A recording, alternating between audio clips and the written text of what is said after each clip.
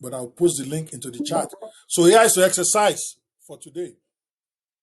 Okay. Review your notes. Decide on the niche you want to focus on.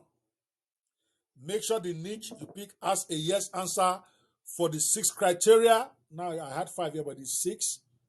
Okay, but next time it's probably going to be 7. I'll add that mindset to it just to make sure it's complete, so that people they see 7 at the top and they get confused about where's the other 2.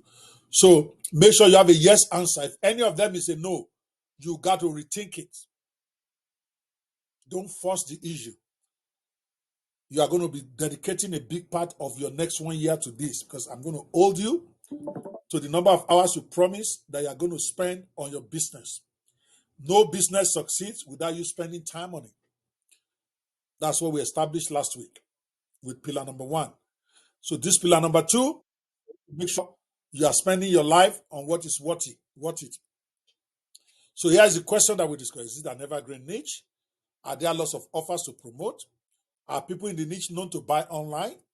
Is this niche profitable? Can I market profitably to it? Do you like the niche, and are you passionate about it? And of course, the line about the number 5 really should be, can I learn everything that I need to learn on this in the next 60 days? I just included that in my slides. That's why you don't see it in these old ones. I'm going to adjust it later. Okay? So as you are doing this, you want to start thinking of a product or service idea to provide to the niche. Start thinking of a business name and domain name that matches your niche.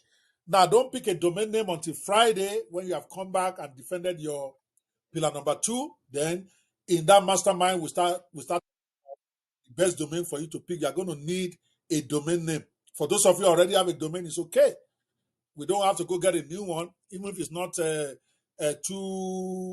close to the niche you pick. A domain is just a domain, even though I personally like your domain being focused on your niche, especially if your domain name is a generic name.